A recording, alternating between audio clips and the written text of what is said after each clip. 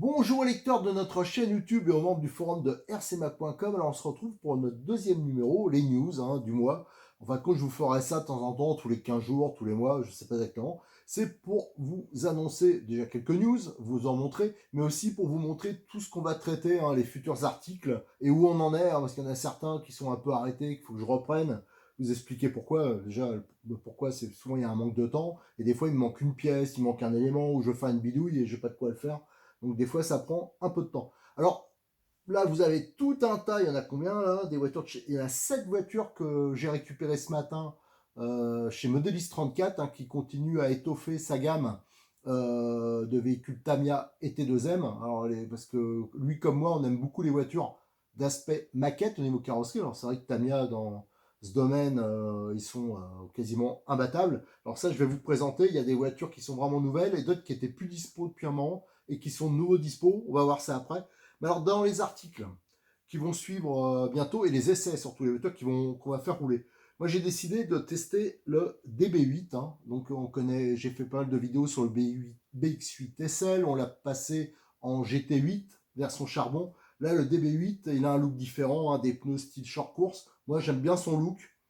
Et lui par contre il est en brushless. Alors on va le tester, déjà on va faire des vidéos de présentation, on va faire 2-3 petites bidouilles, je me suis mis d'accord avec Modis 34 pour les clients de Modis 34, on va faire un petit bonus, ceux qui le demanderont, parce que des fois il y en a qui veulent pas, mais on mettra gratuitement, je ferai le montage pour lui du palonnier option en alu, on a trouvé un palonnier qui va nickel dessus, ça améliore la fiabilité et c'est plus joli, et on fera aussi la petite préparation du différentiel, comme on l'a fait pour les GT8, ça veut dire d'entrée on aura un différentiel monté à l'huile silicone, et aussi avec la petite bidouille qu'on fait pour le collage de la bac sur la couronne, et aussi côté corps. Ça sera fait, donc là il n'y aura plus de soucis à ce niveau-là. Donc ça, je vous ferai des vidéos spécifiques sur ce modèle. Allez hop, toi, tu vas de côté. Modèle assez sympa, je trouve. Là, je fais un petit retour sur mon... ça, c'est ma voiture perso, le BXR S1 version kit, que je vous ai fait le montage, tout ça, et je vous avais fait une vidéo pour le montage, le passage en 3 différentiels. Alors, je l'ai testé sur la piste de Béziers. Alors, c'est le même jour pour ceux qui suivent nos vidéos. On avait fait le STX et aussi le T2M, comment il s'appelle déjà? XTS, voilà, trou de mémoire. Franchement, ça marche super bien en 3 différentiels. Alors pourquoi j'ai pas publié la vidéo? C'est que, bon déjà, Cyril n'était pas avec moi, alors quand je suis un peu tout seul pour piloter, filmer, c'est compliqué, je suis obligé de demander à quelqu'un, enfin bon, c'est... Et surtout, la voiture, elle allait pas très vite en ligne droite, parce que je pense que j'ai mal paramétré comment ça s'appelle, le contrôleur. Et j'avoue que ce contrôleur-là, jusqu'à présent, j'en ai monté pas mal. C'est les contrôleurs que vend Modix 34 qui sont pas très chers et surtout qui marchent bien. Si vous avez vu sur le XTS, c'est le même. Franchement, ça allait vraiment vite. Ça marche très bien. Alors, sur le BXR, ça devrait être, il est beaucoup plus léger, ça devrait être une balle. Et là, c'était pas très rapide. Alors, j'ai vite arrêté l'essai. Mais alors, par contre, malgré des pneus type loisir en plastique dessus, que j'ai monté, le comportement était vraiment très étonnant sur cette piste. Donc pour avoir déjà essayé un BXR en version 2 diff, là la version 3 diff, c'est sûr que c'est un gros plus. Alors pareil, là on va la refaire tourner sur la piste de Béziers dès que le temps, là dans le Languedoc actuellement, bizarrement le temps est pas fantastique, mais on le refera essayer, on fera des vidéos et vous allez voir, franchement la voiture elle marche super bien. Mais j'avais fait quand même 2 packs, mais si j'avais filmé, si j'avais publié les films comme ça, on m'aurait dit elle avance pas ta caisse. Alors elle avance dans les chics, enfin tout ce qui est les virages, tout ça, ça allait bien, mais c'est vrai que la ligne droite était limite un peu ridicule. Alors ça, on va remettre, mais franchement, je suis très content de ma transformation et on le fera après sur la version MT. Voilà, là j'ai demandé plein de cardans de longueurs différentes. Je vais faire l'adaptation aussi sur le MT. Et le MT, je pense que ça sera encore plus flagrant, les améliorations au niveau tenue de route et fiabilité. Je ressors le stock, là, le 4S Lapsima. Alors là, c'est entièrement ma faute, problème de temps, voilà, parce que je vous avais fait des vidéos il y a un an, là, pendant enfin un an, ouais, au début du confinement, sur la version Truggy que j'avais fait rouler. La version Buggy, je l'avais entièrement dépouillée, et je devais faire toutes les photos, enfin je les ai fait d'ailleurs, et maintenant il faut faire le remontage. À savoir que c'est très long, il a fallu... voilà, donc je vais me rattaquer, et celui-là, pareil, on le fera rouler. Cette voiture que je commence à connaître, hein, j'en ai bricolé 2-3, qui marchent pas mal. J'ai vu, on va faire des petites améliorations, pareil. On va voir ce qu'on peut faire sur cette voiture sans se ruiner pour l'améliorer. Toutes les petites bidouilles, et on le fera rouler. Et comme d'habitude, si on a dans la région qui passe ou un truc comme ça qui veulent l'essayer, ils pourront. Hein, je pense qu'après, il sera en expo chez Modélis 34. Ça, c'est une voiture qui est à lui, qui est à Cyril. Et donc, elle sera en expo et possibilité sûrement de l'essayer. Alors, avant d'attaquer, on va montrer tout de suite les Tamiya. Allez, go. Alors, qu'est-ce qu'on a? Cyril, il a reçu toute une série. Alors là, c'est les versions GT. Hein, donc ça serait enfin, voilà. C'est du grand tourisme. Hein. Donc là, c'est sur châssis TT02, bien sûr, donc c'est 4x4. Alors ça, je vais pouvoir vous la montrer en détail. On ouvrira la boîte et je vous montrerai. Moi, j'ai un modèle qui est monté, TT02. Pareil, à chaque fois, je vous montrerai que ce soit TT01 ou TT02, les options qu'on peut monter, les petites bidules qui sont utiles ou pas. Alors ça, c'est Motulotech GTR. Alors, qu'est-ce que c'est à la base comme voiture? Je vous avoue que je ne suis pas assez spécialiste pour vous le dire, mais c'est des voitures de sport grand tourisme. Hein, j'en ai déjà vu monter, ça a vraiment de la gueule. Alors celle-là, à mon avis, elle n'est pas dispo en grande quantité, mais elle va faire un carton. Hein. La Mustang GT4, je ne sais pas si vous voyez, moi je ne suis pas trop amateur de voitures américaines. Alors apparemment, c'est une édition 20e anniversaire, non, 30e anniversaire. Bon, alors je pense que c'est peut-être la sortie de cette version Mustang, je sais pas, elle me paraît quand même bien moderne pour... Donc voilà, donc là, pareil, c'est sur châssis TT02 encore, donc ça c'est très bien. Qu'est-ce qu'on a? On a les Subaru. Alors là, je vais vous faire une sorte de... Voilà, là vous avez la version TT02, et ici vous avez la version TT01. Et du coup, on ne voit plus. Donc voilà, c'est juste une histoire de décoration de la carrosserie. Hein.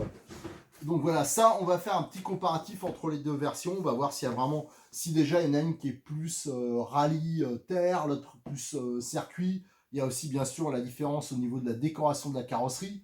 Mais bien sûr, la mécanique, c'est pas la même entre TT01 et TT02. Donc ça, on fera un petit comparatif. Ça tombe bien parce que j'ai une TT01 et une TT02. Donc on pourra vraiment comparer. Et là, on a une Subaru. Alors là, pareil, c'est des GT. Hein, donc, celle-ci, pour ceux qui aiment les voitures de sport, style 24 heures du Mans. Donc là, c'est toujours sur un châssis TT02. Donc, on fera la même chose que les autres. On parlera des options, des petites choses à faire. Voilà, là, il y a de quoi dire. Je commence à être envahi. Alors là, je disais, là, c'est des voitures que je ne connais pas du tout de chez Tamiya. Il y a très longtemps que j'ai pas monté un buggy de chez Tamiya. Alors moi, j'en ai pas mal utilisé, mais il y a très longtemps. Et là, c'est des duromotrices. Tamiya, on a fait beaucoup de duromotrices qui étaient très loisirs ou alors qui étaient destinées à la compétition, mais c'est vrai qu'ils étaient un peu démodés par rapport aux modèles style Kyosho, Asso, tout ça. Mais ils ont toujours préservé dans leur gamme des 4.2. Et là, c'est des modèles qui étaient souvent pas disponibles, qui étaient souvent en rupture. Je pense que c'est des châssis, en fin de compte, c'est DT03, les châssis. Alors, chez Tamiya, à chaque fois, le châssis a un nom, et ils mettent TT01, TT02, M05, voilà. Et à chaque fois, ils mettent des carrosseries, ils ont des caractéristiques. Il y en a, c'est des tractions, des propulsions, des 4x4, il y a le moteur devant, le moteur derrière. Enfin, à chaque fois, il y a un nom de châssis, et seules les carrosseries changent. Et là, on a donc deux modèles. Moi, je vais monter cette version-là, je pense.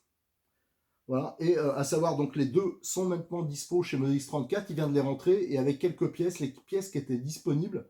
Il n'y en a pas des masses pour l'instant. Alors, je pense que c'est des châssis qui ne sont pas très vieux. Et c'est vrai qu'ils n'avaient pas grand chose en pièces, mais on m'a dit que ça cassait pas. Bon, à voir. En tout cas, il y a quelques petites options sympas, on a lu, mais on peut préciser que c'est des. Voilà, pourquoi ça m'intéresse? Parce que souvent, les débutants, ils veulent des 4x4. Et c'est vrai qu'on leur conseille, on n'a pas un grand choix. Souvent, c'est des 4x4 qu'on trouve dans le commerce.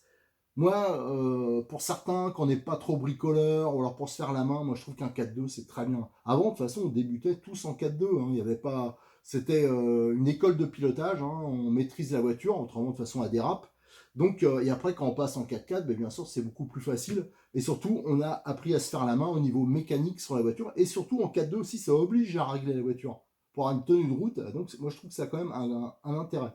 Et il y a bien sûr le tarif. Hein. Les voitures sont souvent pas trop chères et faciles à entretenir.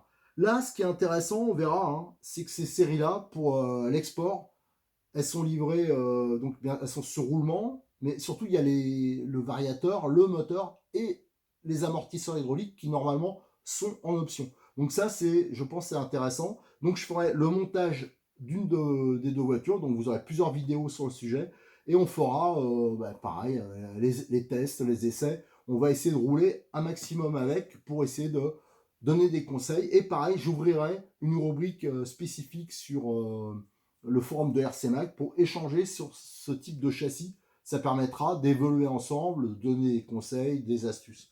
Voilà, allez, maintenant je vais aller chercher les autres produits que je vais vous présenter pour à partir de la fin février. Je vais aller chercher notre série de modèles, hein, parce qu'il y en a pas mal de choses à voir. Alors, on fera un retour aussi sur le XTS. Je vais encore le refaire rouler, notamment à Béziers, dans la rue. Là, il y a un truc de vélo à côté de chez moi, on fera sauter. Toujours pour faire le test fiabilité. Et on essaiera aussi de monter d'autres pneus. Alors, pour ceux qui ont vu la vidéo que j'avais fait à Béziers, franchement, la voiture, elle était étonnante. Et on va essayer quand même d'améliorer un peu au niveau de l'amortissement, tout ça, des petites choses à faire au niveau réglage. Mais franchement, j'en étais très content. Surtout que le même jour, on a fait rouler le XTS. Et bon, bah, c'est vrai que le XTS, il marchait un peu moins bien. Alors, pas en puissance, tout ça, mais en tenue de route. Il était un peu moins bien, le XTS. Alors, pareil, hein, il suffit de bosser dessus. Mais même le XTS, franchement, il n'était pas ridicule face au 1/8 présent. On va aussi refaire l'essai du torche, hein, de chez Apsima. Donc, je rappelle, hein, ça, je vous avais déjà fait des vidéos dessus. Et le problème, c'est que j'ai pas eu le temps de faire les préparations que je voulais faire. Alors, on va plutôt continuer un peu un test d'endurance. Et je ferai la préparation dès que ça sera un peu possible. Mais je voulais faire des bidouilles, notamment au niveau de la garde au sol. Bon, j'aurai pas le temps parce que faut vraiment. C'est pas que ça sera dur à faire, mais il faut pas se rater. Alors, je préfère prendre mon temps. On va le faire rouler comme il est là, mais en version 4S, hein, comme je roulais à la fin. Et pareil, on va faire un petit test d'endurance à Béziers. Ça, c'est prévu. Allez, hop, vous laissez la place. De toute façon, je précise que le XTS, on va aussi continuer à le faire rouler et on fera un test de pneus. Qu'est-ce qu'on a encore de prévu? Ces temps-ci, là, j'ai déjà tourné quelques vidéos. Ça, c'est la voiture à Cyril, mais toujours avec le NXT Evo 4. Ça, c'est une de mes priorités. Hein. Je veux vraiment rapidement pouvoir tourner avec, mais je veux... vous avez pu voir, hein, j'ai tout dépouillé. Je veux vraiment montrer comment c'est fait et toutes les petites choses qu'on peut faire pour améliorer sans se ruiner. Et après, on ira rouler sur circuit avec. Et pareil, on fera un petit test d'endurance. On va essayer aussi un test de performance. Maintenant, en plus, au club de Béziers, là, on a des puces, on a un comptage. On va pouvoir faire quelques comparaisons. Autre huitième qui est en cours, qu'il faut que je finisse, hein, c'est, alors là, c'est mon MP10. Donc, il me reste la fin du moteur à mettre, le réservoir. Ça, je pense que je vais essayer d'ici une semaine que ça soit terminé. Bon, le plus long, c'est comme d'habitude, c'est de prendre des photos, faire les vidéos.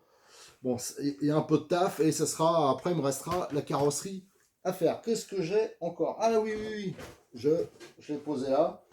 Celle-là, pareil, il faut vraiment que je m'en occupe. Ça, c'est un peu comme les phasers. Là, je viens juste de récupérer quelques options. J'étais bloqué pour ces vidéos parce que j'avais 2-3 options que je voulais et je les avais pas. Donc, Cyril de Modis 34, c'est enfin dispo chez Kyosho. J'ai pu les récupérer.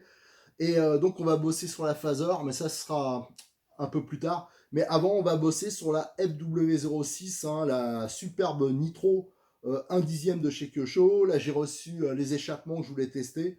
Donc ça, on va bosser dessus. J'ai reçu aussi les pneus et on adaptera, comme j'avais prévu, hein, de faire une version mini. Alors ça, je pense que ça sera assez sympa. Qu'est-ce que j'avais encore à montrer? Ben, je crois que c'est plus ou moins, on a fait plus ou moins le tour. Qu'est-ce que j'ai deux moteurs thermiques aussi à vous présenter en retard. J'ai pas mal de petites bidouilles à vous montrer. Ça, je ne montrerai pas sur YouTube, c'est plutôt sur RC Mag, hein, des photos, des petites astuces, des petites choses comme ça. À savoir qu'il y a beaucoup de distributeurs actuellement, c'est un peu compliqué, c'est pour ça qu'il y a certains montages où je suis un peu bloqué. Si on veut montrer la voiture d'origine, c'est pas bien dur, on ouvre la boîte et machin. Mais comme moi, j'essaye de faire des petites préparations, tout ça, et il y a beaucoup de distributeurs où il y a des grosses ruptures. Donc, je ne sais pas ce qui se passe. Je pensais que l'année dernière, avec le confinement, c'était un peu normal. On se disait, bon, comme en Chine, comme beaucoup de produits viennent de Chine, il y avait des problèmes de production. Là, apparemment, c'est plutôt des problèmes d'acheminement. Il y a vraiment des marques qui ont des grosses ruptures et qui durent. Et donc ça, c'est un peu embêtant pour certaines choses. Heureusement qu'il n'y a pas de compétition pour se faire de la compétition, je pense, parce qu'il y aurait quand même quelques petites surprises d'approvisionnement. Il y a toujours le problème du carburant. On ne sait pas trop ce qui se passe avec cette histoire de carburant. Il y a quand même beaucoup de magasins qui vendent encore du 25. Donc on ne sait pas si la réglementation est passée.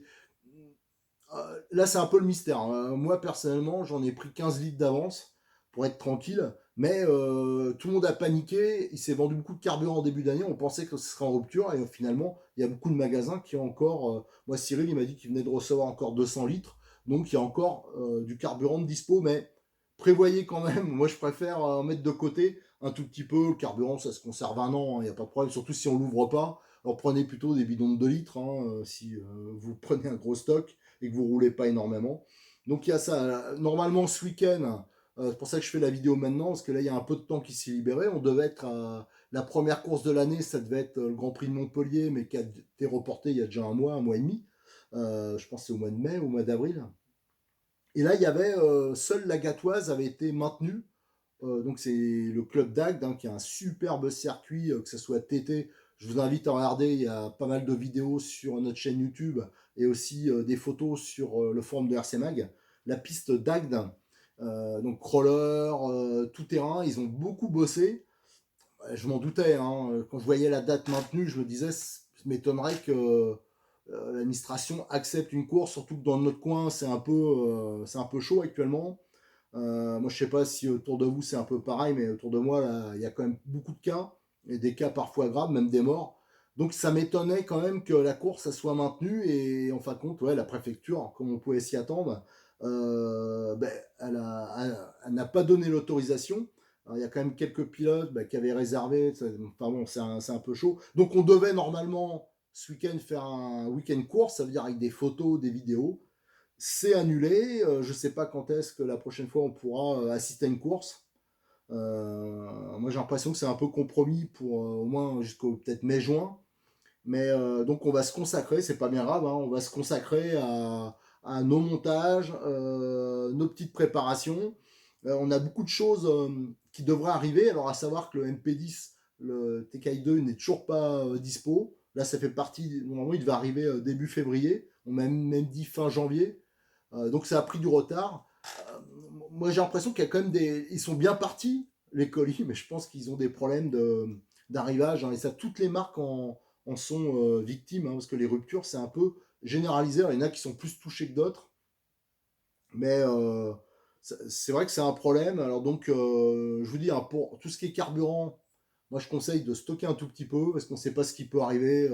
Il peut avoir un moment où on ne sait pas trop au niveau réglementation, et où il y a une coupure générale, hein, d'approvisionnement. Surtout qu'on n'a aucune info des fabricants, à savoir s'ils ont préparé justement ces fameux carburants à 12%, ou voilà, on n'a pas vraiment d'infos là-dessus, donc pensez à mettre un peu de côté du carburant. Allez, je vous remercie, je vous donne rendez-vous très rapidement sur notre chaîne YouTube. Là, j'ai 2-3 vidéos d'avance qui sont faites, notamment le Kyosho, le NXT, qu'il va falloir que je vous publie après celle-ci.